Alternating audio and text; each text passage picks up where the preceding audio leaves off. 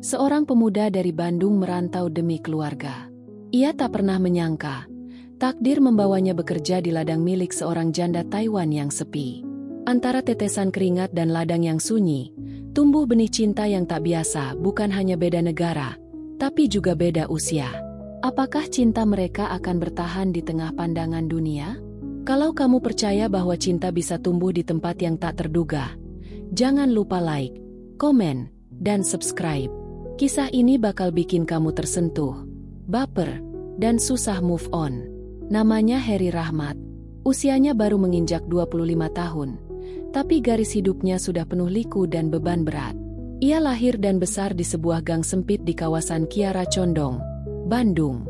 Ayahnya hanya seorang tukang becak, ibunya berjualan gorengan keliling.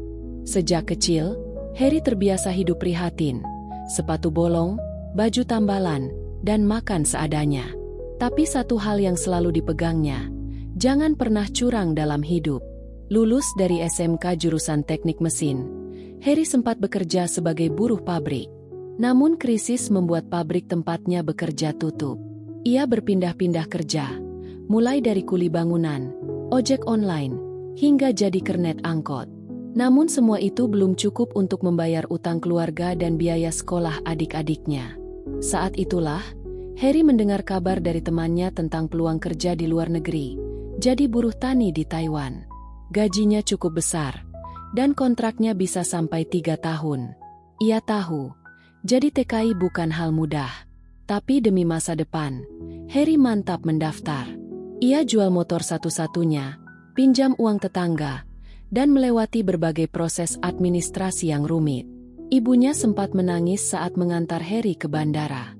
"Kamu jaga diri ya, nak. Jangan malu kerja kasar. Yang penting halal." Heri hanya bisa mengangguk. Matanya memerah. Ia tahu, di negeri orang nanti, takkan ada pelukan ibu atau obrolan hangat di warung kopi. Tapi ia sudah siap. Ini bukan hanya soal uang, ini soal harga diri dan harapan. Penerbangan 8 jam membawa Heri ke negeri asing. Saat pesawat mendarat di Bandara Taoyuan, aroma asing menyambutnya. Suasana kota, bahasa yang tak ia pahami, dan wajah-wajah yang berbeda membuat jantungnya berdegup kencang. Ia bukan siapa-siapa di sini. Hanya seorang pemuda dari kampung yang mencoba bertahan hidup di negeri orang. Dari bandara, ia dijemput agen dan langsung diantar ke tempat kerja barunya. Sebuah ladang luas di pedesaan Taiwan, dikelilingi bukit hijau dan jalan tanah. Di sana, untuk pertama kalinya, Heri bertemu dengan sosok yang kelak akan mengubah hidupnya. Mei Lin, sang pemilik ladang, seorang wanita parubaya yang tampak tegas, namun menyimpan kesepian yang dalam. Heri tidak tahu bahwa langkah kakinya di ladang itu bukan hanya langkah menuju penghidupan, tapi juga langkah menuju cinta yang tak pernah ia duga. Hari pertama Heri di ladang itu terasa asing, udara lembab, aroma tanah dan pupuk yang menyengat, serta keheningan yang nyaris menyayat. Ladang itu luas, dikelilingi pohon jeruk dan sayuran yang berjejer rapi, tapi yang lebih mencolok bukanlah tanaman, melainkan pemiliknya. Seorang wanita bernama Mei Lin, berumur sekitar 40 tahun, tubuh ramping, kulit agak gelap terbakar matahari, dan sorot mata tajam namun menyimpan luka yang dalam. Mei Lin tak banyak bicara saat mereka pertama bertemu. Ia hanya mengangguk singkat dan menunjuk kamar kecil di belakang rumah untuk Heri tempati. Tidak ada sambutan hangat atau senyum ramah. Yang ada hanya profesionalitas kaku seorang majikan. Namun Heri tidak berharap banyak. Ia datang bukan untuk dipuja, tapi untuk bekerja. Hari-harinya dimulai pukul 5 pagi. Heri harus menyiram tanaman, memberi pupuk, memanen hasil ladang, dan membersihkan alat-alat pertanian. Meski tubuhnya pegal dan kulitnya terbakar matahari, Heri tidak pernah mengeluh. Justru ia bersyukur. Di ladang ini, ia diberi kepercayaan dan penghasilan. Meski sederhana, hidupnya terarah. Mei Lin mulai memperhatikan. Ia menyadari, pemuda ini berbeda dari kebanyakan buruh yang pernah ia pekerjakan. Heri tak pernah main ponsel saat bekerja, tak pernah mencuri waktu, dan selalu bertanya jika tak mengerti. Ia juga menjaga barang-barang dengan hati-hati, bahkan membersihkan rumah majikannya tanpa disuruh. Suatu sore, Setelah 2 minggu bekerja, Meilin memanggil Harry masuk ke rumah. Ia menyodorkan semangkuk sup panas dan berkata dalam bahasa Mandarin yang terbata, "Silakan makan." Harry mengangguk hormat. "Terima kasih, Bu Mei." Malam itu, untuk pertama kalinya, mereka duduk berdua di meja makan. Percakapan masih terbata karena bahasa yang berbeda, tapi ada rasa nyaman yang perlahan tumbuh di antara mereka. Meilin bercerita, suaminya meninggal 5 tahun lalu karena kanker. Sejak itu, ia hidup sendiri, menjaga ladang warisan dan menolak lamaran para pria yang hanya mengincar hartanya. "Saya juga pernah merasa sendiri, Bu," ujar Harry pelan. "Tapi saya percaya, kalau kita kerja dengan tulus, Tuhan gak akan tinggal diam." Sejak malam itu, hubungan mereka mulai berubah. Tak lagi sekaku majikan dan pekerja, tapi perlahan terasa seperti keluarga. Meilin mulai menyapanya lebih lembut. Kadang meninggalkan roti dan teh hangat di depan kamarnya sebelum subuh. Namun, di balik keramahan yang tumbuh, Harry mulai menyadari sesuatu yang lain. Pandangan mata Meilin semakin lama jika menatapnya. Sentuhan tangannya saat menyodorkan makanan terasa lebih hangat. Dan ketika mereka bekerja berdua di ladang yang sepi, keheningan terasa berbeda, bukan sekadar sunyi, tapi mendalam. Hari-hari di ladang terus bergulir. Musim semi berganti panas, dan dedaunan mulai tumbuh lebat. Harry bekerja tanpa henti, memanen jeruk dan memindahkan bibit ke tanah baru. Meski tubuhnya letih, wajahnya tetap teduh. Ia tak pernah banyak menuntut. Bahkan ketika kakinya melepuh karena sepatu rusak, ia tetap tersenyum. Meilin menyaksikan semua itu dalam diam. Awalnya, ia hanya kagum. Pemuda ini beda, pikirnya. Tapi lama-lama, kekaguman itu tumbuh menjadi perasaan yang lebih lembut. Ia mulai menunggu Harry kembali ke rumah. Ia mulai sengaja memasak lebih banyak, menyiapkan teh favorit Harry, dan bahkan diam-diam mencuci bajunya. Harry pun mulai merasa bahwa perlakuan Meilin bukan sekadar perhatian biasa.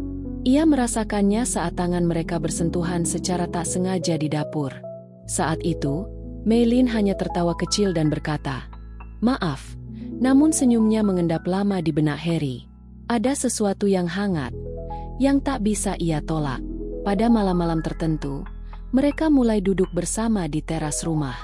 Obrolan mereka tak selalu panjang, kadang hanya soal cuaca, kadang tentang tanaman yang gagal tumbuh.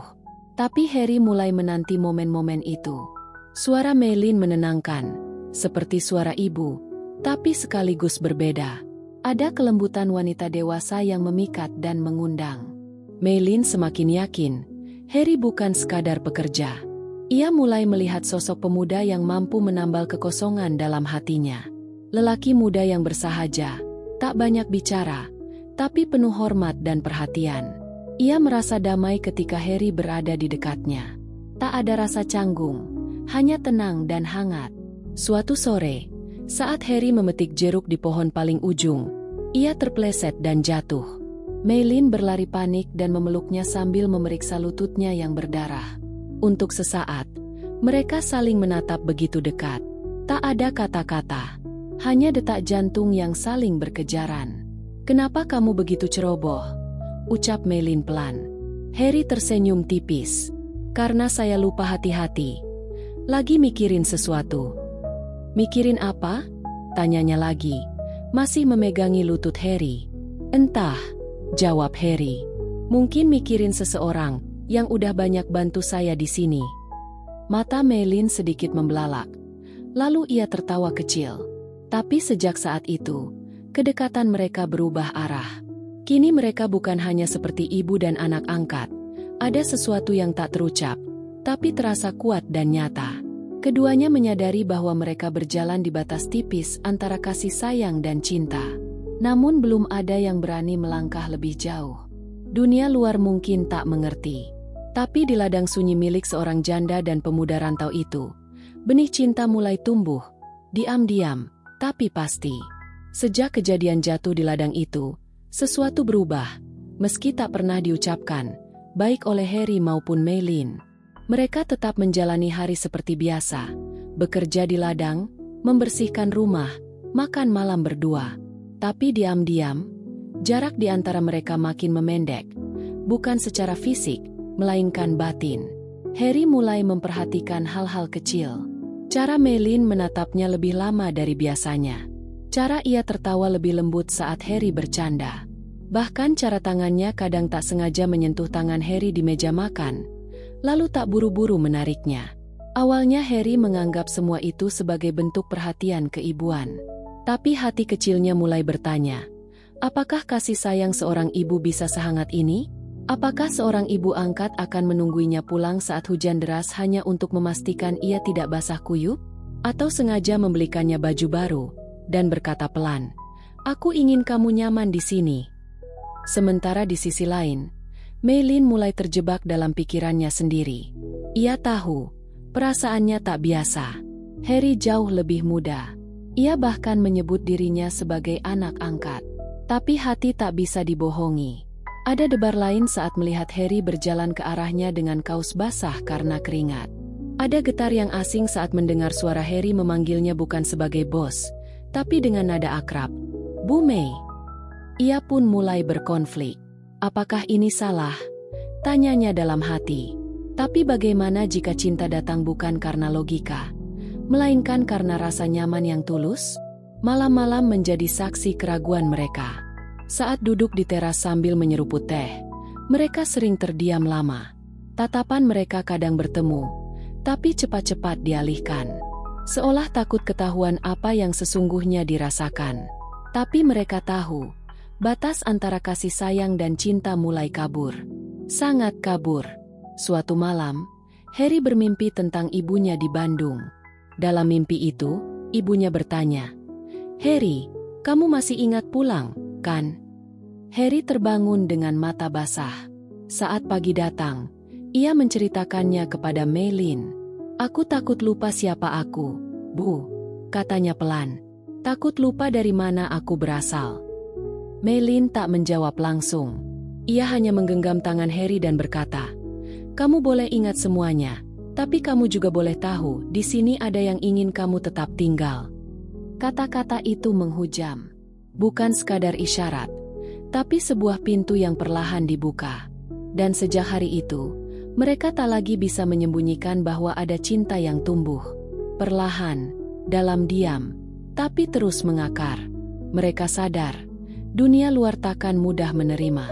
Tapi di ladang yang sunyi itu, mereka tak butuh penilaian siapapun.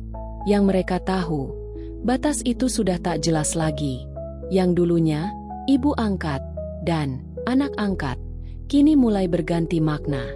Lebih dalam, lebih rumit, lebih menggoda. Malam itu, langit Taiwan bersih tanpa awan. Bintang-bintang bertaburan di atas ladang yang gelap dan sunyi. Hanya suara jangkrik dan desir angin yang menemani mereka. Harry duduk di atas bangku kayu dekat kebun jeruk, mengenakan jaket tipis pemberian Meilin. Ia menatap langit, tapi pikirannya jauh lebih tinggi dari bintang-bintang itu, melayang pada satu pertanyaan besar. Apa sebenarnya yang sedang terjadi antara kami? Tak lama, langkah pelan terdengar dari belakang. Meilin datang, membawa 2 cangkir teh panas. Ia duduk di samping Harry, agak berjarak, seperti biasanya. Tapi malam itu berbeda. Ada sesuatu di udara yang sulit dijelaskan. Suasana yang biasanya damai kini terasa tegang dan mendebarkan. "Bintang di sini nggak seindah di Bandung," kata Harry, membuka percakapan. "Benarkah?" tanya Meilin pelan. Harry mengangguk, tapi entah kenapa, malam ini rasanya lebih terang. Meilin tak menjawab. Ia hanya menatap Harry dalam diam. Hatinya berdegup cepat. Ia tahu, momen ini sudah lama dinantikan, atau mungkin ditakuti. "Bu Mei," suara Harry lirih, "boleh saya jujur malam ini?" Meilin menoleh pelan. "Tentu saja." Harry menarik napas dalam. "Saya nggak tahu mulai kapan, tapi saya sadar, perasaan saya ke ibu sudah bukan kayak ke orang tua angkat. Saya nggak bisa pura-pura lagi. Saya sayang, bukan sebagai anak, tapi sebagai laki-laki." Mata Meilin membelalak pelan, tapi tak ada kemarahan. Justru matanya mulai basah. "Aku juga merasa hal yang sama. Jawabnya akhirnya. Tapi aku takut. Takut kamu cuma kasihan. Takut aku hanya pelarian. Harry menggenggam tangannya. Tegas. Kalau saya cuma kasihan, saya nggak akan berani ngomong malam ini. Saya tahu perasaan ini bukan salah, walau orang lain mungkin nggak bisa terima. Keheningan menggantung. Lalu Meilin tersenyum. Senyum yang lama hilang dari wajahnya. Kamu tahu, sejak kamu datang, aku tak lagi merasa sendiri. Kamu hadir bukan cuma bantu ladangku. Kamu bantu hatiku yang sepi. Mereka saling menatap. Lama. Dan saat itu, seolah waktu berhenti, Harry perlahan mendekat. Dan untuk pertama kalinya, mereka bersandar satu sama lain di bawah langit malam yang menyaksikan semuanya. Cinta yang jujur, walau tak biasa. Cinta yang lahir dari kesunyian, tapi tumbuh dengan keberanian. Tak ada kata-kata manis berlebihan. Tak ada janji besar yang diumbar. Hanya dua hati yang akhirnya mengaku bahwa mereka telah jatuh cinta. Sejak malam pengakuan itu, dunia di sekitar mereka tak banyak berubah. Ladang tetap hijau, pekerjaan tetap berat, dan angin musim panas tetap berhembus lembut setiap sore. Namun dunia dalam hati mereka berubah total. Kini, setiap tatapan, sentuhan, dan diam di antara Harry dan Meilin memiliki makna yang dalam dan penuh rahasia. Mereka tak pernah secara terbuka menunjukkan hubungan mereka. Tidak ada yang berubah secara mencolok bagi orang luar. Tapi bagi mereka, setiap momen bersama kini terasa berbeda. Ketika Harry menyapu halaman dan Meilin mengantar air minum, senyum di wajah mereka bukan lagi basa-basi. Ketika bahu mereka bersentuhan saat memanen jeruk, detak jantung mereka tak bisa dibohongi. Mereka menyimpan cinta itu di balik ladang yang sepi, sebuah tempat yang kini terasa seperti dunia kecil milik berdua. Sebuah dunia tanpa aturan sosial, tanpa pandangan sinis, tanpa tuntutan usia dan budaya. Namun rasa cinta yang tersembunyi itu juga menumbuhkan kegelisahan. Harry sering termenung di malam hari. Ia tahu kontrak kerjanya akan habis dalam beberapa bulan. Ia harus memutuskan, pulang ke Bandung, tempat keluarganya menunggu, atau tinggal di Taiwan, bersama wanita yang kini telah mencuri hatinya. Di sisi lain, Meilin pun mulai dihantui keraguan. Ia bahagia, sangat bahagia, tapi ia tahu, Harry muda, penuh potensi, dan punya hidup panjang di depannya. Sedangkan dirinya, seorang janda 40 tahun yang hidup dengan masa lalu dan beban sejarah. Ia takut jadi beban. Ia takut, cinta ini hanya sementara. Namun di balik kegelisahan itu, mereka tetap memilih satu hal, saling menjaga. Mereka mulai mencuri waktu-waktu kecil untuk bersama. Menyusuri pinggir ladang saat sore, duduk diam di dapur sambil mendengarkan musik Mandarin pelan-pelan, atau sekadar berbagi cerita tentang masa kecil masing-masing. Suatu malam, Meilin duduk di ruang tamu sambil menatap foto mendiang suaminya. Harry duduk di seberangnya, tak berkata apa-apa. Lalu Meilin menoleh dan berkata dengan suara hampir tak terdengar, "Dulu aku pikir aku takkan pernah bisa mencintai lagi, sampai kamu datang." Harry menghampiri, duduk di sampingnya.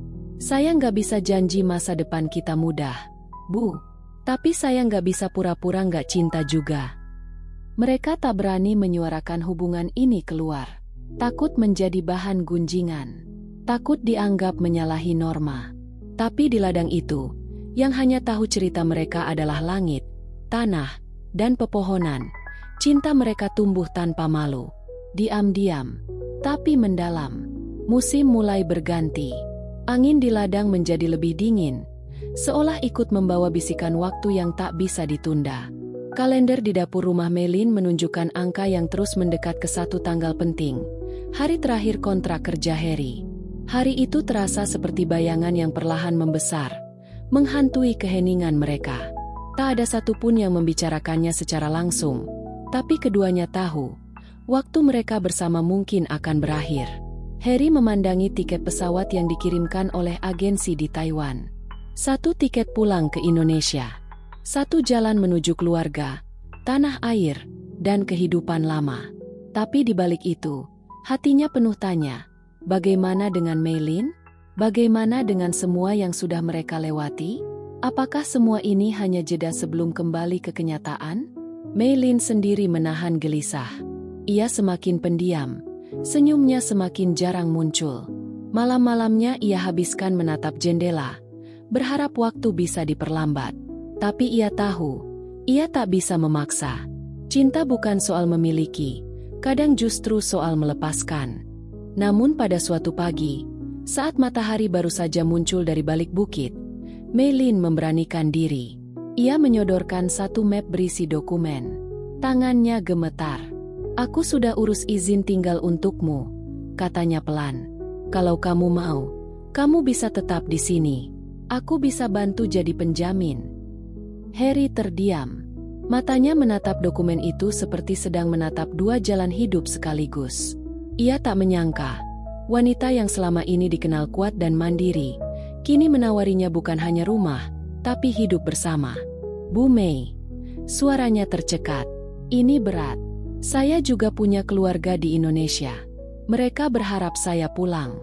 Mereka nggak tahu apa-apa soal hubungan ini." Mei-lin menunduk. "Aku tahu ini egois.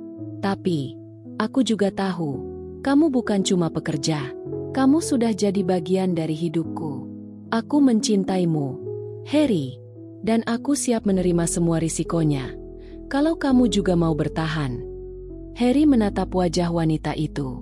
Wajah yang pernah tampak dingin saat pertama kali mereka bertemu, kini penuh ketulusan dan harap. Ia tahu, ini bukan cinta sesaat. Ini cinta yang lahir dari kesepian, kerjasama, dan waktu yang panjang. Tapi ia juga tahu, keputusan ini akan mengguncang semuanya. Dunia kecil mereka, keluarganya di Bandung, bahkan mungkin martabat yang selama ini ia jaga. Malam itu, Harry berjalan menyusuri ladang sendirian. Di bawah langit yang sama seperti malam mereka pertama kali mengaku cinta, ia memejamkan mata dan bertanya pada dirinya sendiri, apakah cinta ini layak diperjuangkan? Ia tahu, apapun pilihannya, akan ada yang terluka. Tapi cinta yang tulus, walau datang dari tempat tak biasa, selalu layak didengarkan. Dan waktu terus bergerak, menunggu jawaban. 2 hari sebelum kepulangannya, Harry duduk sendirian di gazebo kecil dekat pohon jeruk yang dulu jadi saksi pertama kali ia jatuh dan disentuh oleh perhatian Mei-lin. Angin membawa aroma buah matang dan tanah basah. Tapi tak ada yang lebih kuat dari aroma perpisahan yang menggantung di udara. Ia sudah berbicara dengan keluarganya di Bandung. Ibunya terdengar bahagia saat tahu Harry akan segera pulang. "Ibu sudah siapkan nasi liwet kesukaanmu," kata ibunya. Suaranya bergetar. Tapi Harry hanya bisa tersenyum tipis, karena dalam hatinya, ada seseorang lain yang wajahnya muncul lebih dulu saat ia membayangkan rumah. Mei-lin tidak banyak bicara selama 2 hari itu. Ia kembali menjadi wanita yang pendiam seperti saat mereka pertama bertemu, tapi bukan karena dingin, karena takut berharap. Ia tahu, hidup tak bisa dipaksa. Jika Harry memang harus pergi, ia akan menerimanya. Tapi hatinya berdoa, agar untuk sekali saja, cinta bisa memenangi logika. Hari keberangkatan tiba. Harry bangun lebih awal. Ia mengepak koper kecilnya, lalu menulis sesuatu di atas kertas sobekan. "Terima kasih untuk semuanya. Jika waktu tak berpihak, setidaknya aku pernah merasa dicintai dengan jujur." Ia letakkan catatan itu di meja makan, lalu berjalan pelan keluar rumah. Tapi langkahnya terhenti di depan pintu. Ia tak sanggup. Koper itu jatuh ke lantai. Ia menatap sekeliling. Rumah kayu sederhana yang kini terasa lebih dari sekadar tempat tinggal. Ladang itu bukan sekadar tempat kerja. Di sanalah hatinya tumbuh. Saat matahari muncul di balik ladang, Harry berlari kembali ke dapur. Mei-lin ada di sana, menunduk, memeluk catatan Harry sambil menahan tangis. "Aku nggak bisa pergi," ucap Harry. Suaranya bergetar. Mei-lin menatapnya, mata yang sembab, tapi penuh harapan. "Kenapa?" "Karena rumahku ada di sini, di dekat kamu." Mei-lin tak bicara lagi. Ia hanya melangkah maju dan memeluk Harry, erat, dalam, dan tanpa kata. Pelukan itu bukan hanya cinta, tapi penerimaan. Bukan hanya janji, tapi keputusan. Mereka tahu hidup tidak akan mudah. Masyarakat mungkin tak setuju. Keluarga mungkin menolak. Tapi mereka juga tahu, cinta sejati jarang datang dua kali. Dan jika mereka punya kesempatan untuk memperjuangkannya, mereka tidak akan menyia-nyiakannya. Beberapa bulan kemudian, Harry memulai proses izin tinggal jangka panjang. Ia mengirim video kepada keluarganya, bukan untuk minta restu, tapi untuk jujur. Dalam video itu, ia berkata, "Saya tahu ini sulit dipahami, tapi saya bahagia. Dan saya tetap anak ibu, walau saya memilih hidup di sini." Perlahan, keluarganya mulai memahami. Cinta, ternyata, bisa tumbuh di tanah mana saja, asal dirawat dengan hati. Tak peduli beda usia, beda bahasa, beda negara. Karena yang mereka temukan bukan hanya pasangan, tapi rumah satu sama lain. Dan di tengah ladang sunyi milik seorang janda dan pemuda rantau itu, cinta terus tumbuh, bukan karena sempurna, tapi karena mereka memilih untuk saling tinggal.